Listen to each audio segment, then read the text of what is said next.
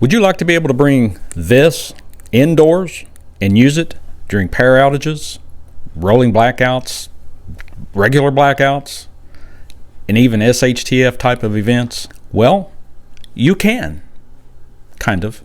And in this video, I'm going to show you a simple way to bring that indoors. No, not this, although it will work very well, but not everybody has a wood burning stove. No, we're going to do it today with one of these. Hello, my name is Les, and I want to welcome you to the Chef Prepper channel. We're glad you're here, and we know you're going to like it, because we strive to give you guys real-world information, ideas, and examples for your family's preparedness journey. We leave all the ranting and raving to the conspiracy theories and you're going to die tomorrow stuff to other channels. There's a place for that, but that's not this channel. So thank you again for joining us. So this is the product, a Colson fire pit. It's made out of concrete. It's heavy. You won't accidentally knock this over, which is why I like it.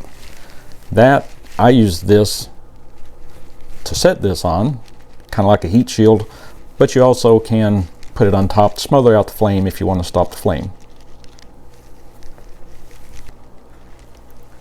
You can see inside it's got some black soot on it. That came from burning isopropyl alcohol, which is the recommended fuel. One of the things that is really great about this thing is you can make s'mores indoor s'mores. And we did that here a couple nights ago, and I'll show you a video clip of us making s'mores in the house on the top of our table, hence the title of the video, the tabletop campfire. These type things are new to me, so I wanted to show you guys a little bit about it. There are several companies who manufacture these things. This one happens to be made in America, so that's the one that we got. Safe to burn indoors. Isopropyl alcohol. Burns clean and will not put soot on your ceiling, but it will put soot on your fire pit. When properly ventilated, no carbon monoxide will be generated. Use isopropyl alcohol at 70% or 91%. And you know, blah, blah, blah, blah, blah. It works great. Now, being that this is an alcohol stove, you got different fuel options. Heat, which is what a lot of people use and what I generally use, is a form of methanol. Pure grain alcohol is ethanol. And then you have isopropyl alcohol. If you were going to roast marshmallows, you wouldn't want to use this, as it is methanol, which is a poison. It's the alcohol type that you hear about people going blind over. That one's very expensive, and you might drink it instead of using it as fuel. So, and this one would be your choice if you were going to roast marshmallows. Today, we're not going to roast anything directly over the flame. We're going to have some kind of a cooking utensil, so we're going to use this kind. Since this is a new thing for us here, we don't have a proper grill or grate to properly fit it, so I'm having to improvise. This, you've seen this many times. This is a grill made for a charcoal chimney. I will put a link to a proper grill for this in the description below. And I highly suggest that you get one that will work for this if you decide to get one of these. All right, so first we're going to make coffee, and to do so we're going to use French press. So step one in making coffee with a French press, decide how much coffee you want, then put your water in and heat the water. I put 16 ounces of water in here, or 1 pint. We'll see how long it takes to get it ready for the coffee.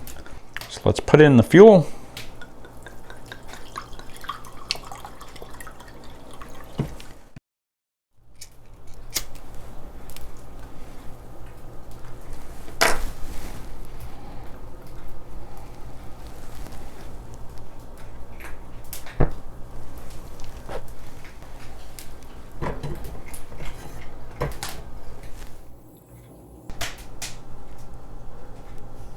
This is a little after 3 minutes. We are starting to get some bubbles already. Yes, I do leave the top on when I'm doing stuff like this indoors.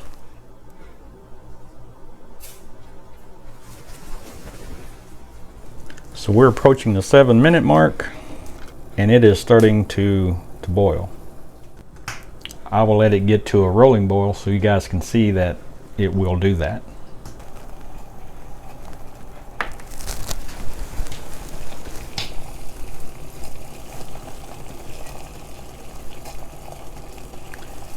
And there it is. It's reached a hard rolling boil. And that took right about 8 minutes. Put your coffee in. Make your coffee as strong as you want. Stir it up a little bit. Then let it sit for about 5-6 minutes. I was going to fix some chicken ravioli, but I couldn't find it. Lack of organization in the prepper pantry. So instead, I'm going to have some chicken noodle soup to have with my coffee. All right, there's the chicken noodle soup. For those of you who might be wondering, the cans are not getting much more than room temperature, so they're not getting hot such that they might explode. However, you really do need to have a proper grill or grate to sit over this. Back to our coffee, which we made in the Stanley French press.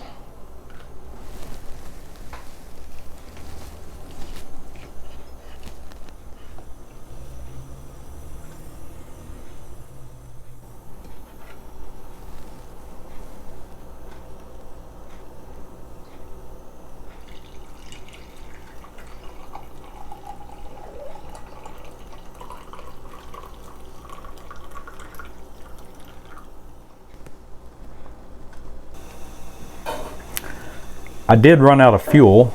I had to put more fuel in the fire pit. So the timing on this won't be exact, but I'll give you an approximate time that it took to get the soup ready.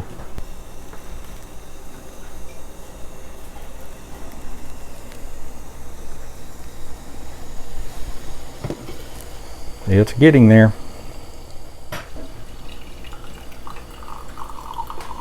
Abigail's going to have a little bit of coffee with some creamer, you know, sugar, right?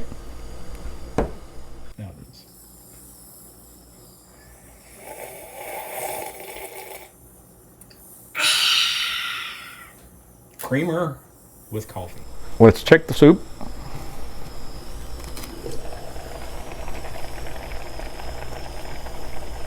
I think it is ready, seeing as how you can eat it out of the can without heating it at all.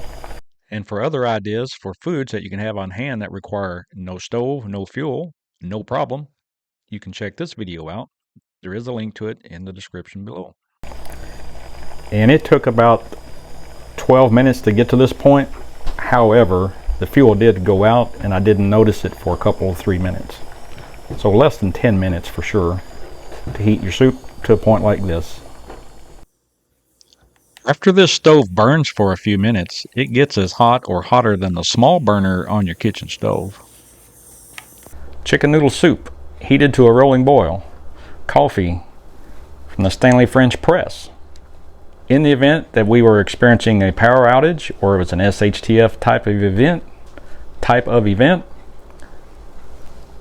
with the alcohol tabletop campfire, you can have really good hot meals if your prepper pantry is properly stocked.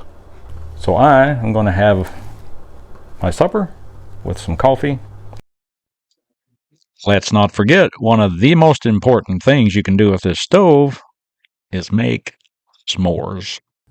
Our new indoor alcohol stove sitting on the kitchen table. Here it is with a little bit of light. Gonna make s'mores.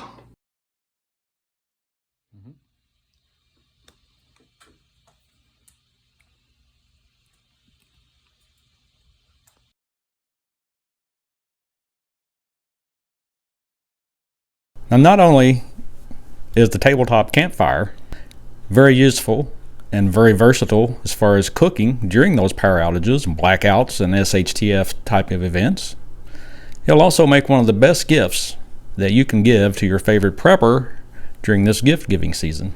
Or if you are the prepper, you can let somebody be aware that you'd like to have one of these. And yes, there is a link to the tabletop fire pit in the description below.